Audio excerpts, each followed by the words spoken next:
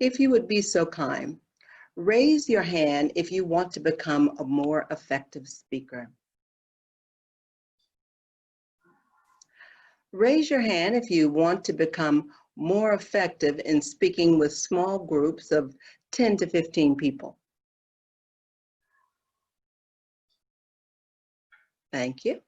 Raise your hand if you would like to feel comfortable speaking before large audiences of 500 people or more. There you go.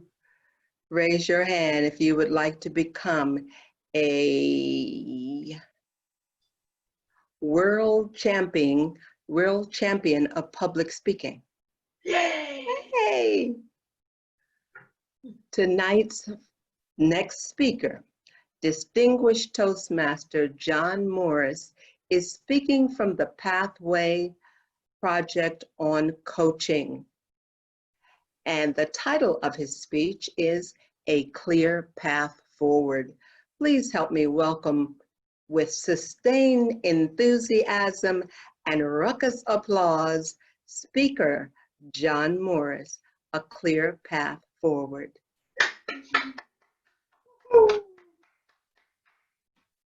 Wow! Woo. Yes.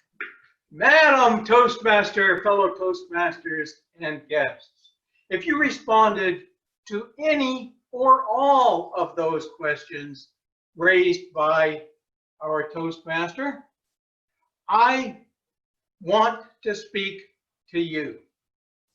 I want to speak to you because the answer to developing better communication skills is right there in front of us. The answer is right here in Toastmasters, at Carrollwood Toastmasters. You don't have to hire a speech coach. You don't have to participate in speech contests to become more effective, to even perhaps someday decide to become a world champion of public speaking. The answers are so clear. They are so much a part of Toastmasters. I've asked Shirley Rowell to help me tonight by sharing screen with the first slide, and I know that she's going to be able to share the screen with the first slide, which happens to be the judge's guide for the International Speech Contest. Now, why am I showing you this guide? You may not want to participate in a speech contest. Nevertheless, this guide gives you information about what we believe constitutes an effective speech. And first up, right off the bat, we can see that content means everything. Content carries 50% of the total number of points on the judge's guide. Content means, are you delivering a speech that we want to hear? Are you delivering a speech that has a clear and concise message? Is the content coherent? And it counts for 1/2 of the total score in a speech contest. So it behooves you as a speaker to understand that content counts. The second part of the judge's guide deals with delivery. And this deals with such items as eye contact, voice. It deals with appearance. I'm wearing a suit tonight. And you saw our first speaker also dressed for success. It's important to be dressed for success when you stand in front of people and you want them to listen to you. So this means that delivery has a big part in your ability to deliver an effective speech. The third part of the judge's form happens to be called language. Is the language appropriate? Is it inappropriate? Is it correct? Are you using correct English? All of these items add up to 20% on that ballot form They all add up to something for you to use when you are preparing your speech. Because you don't have to wait until you're in a contest. You don't have to wait until you've been appointed to be a judge at a contest to be finding these tools useful in developing your next speech. Now I've asked Shirley to show the second slide, and the second slide happens to come from the Pathways Guide for Evaluations. My evaluator will be using one of these guides when he evaluates me. And if you can read it, if you can't read it, that's okay, because I've got one here and I will go over it with you, because all of the things that constitute a really good speech are covered here. We've got clarity. Was the speech clear and was the message clear? We've got vocal variety. And I don't mean a pleasant speaking voice. I mean a person who speaks loud because I have something I want you to hear, and soft because it's up to you to hear the message. It also deals with those pauses. It also deals with high pitch or low pitch. This constitutes vocal variety. And eye contact. When I've spoken on Zoom, I've been generally evaluated for looking down at my notes on occasions, and I'm trying to correct this, placing my notes perhaps in a better position so I won't be accused of poor eye contact. Eye contact is even more important when we move back into person-to-person meetings. Gestures are there. Gestures are important. And so is audience awareness.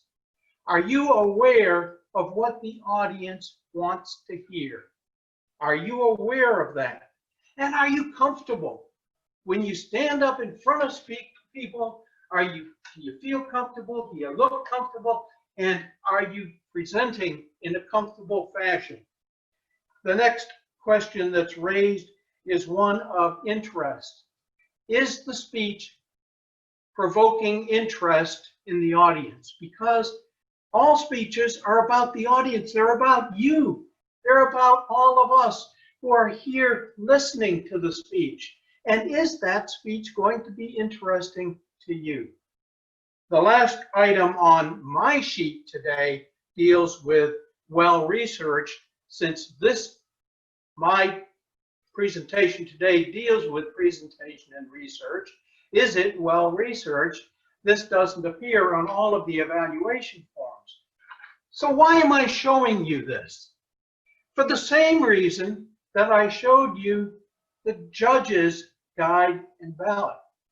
Because look at these evaluation forms, not just after you receive the evaluation back, but while you're preparing to give that speech, while you're while you're putting it all together.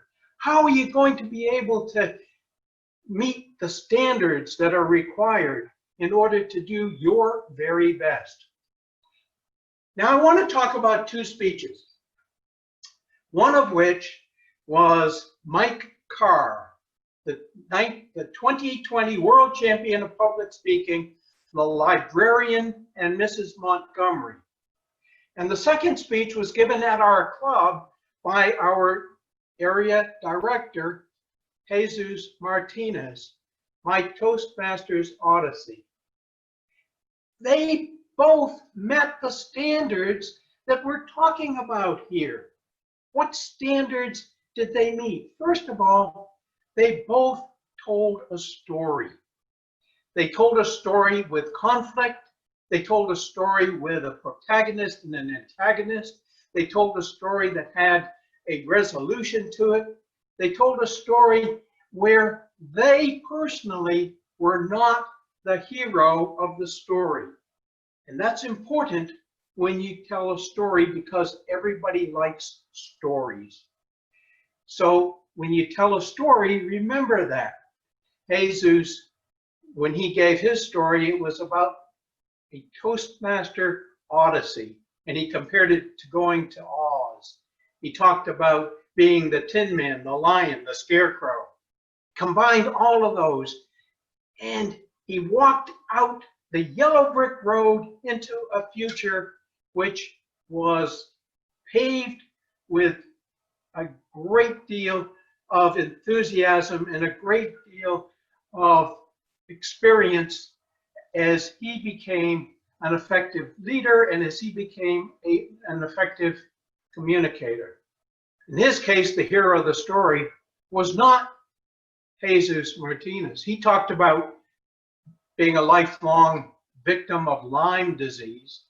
The hero of the story was our organization. Toastmasters gave him this, and that's what he shared with us.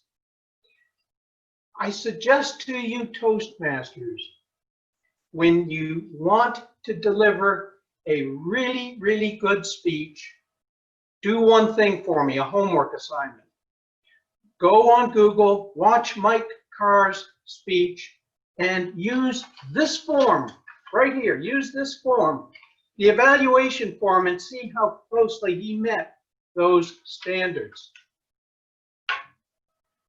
When you use these tools, you will absolutely enrich your Toastmasters experience and become a better and more confident speaker. Madam Toastmaster.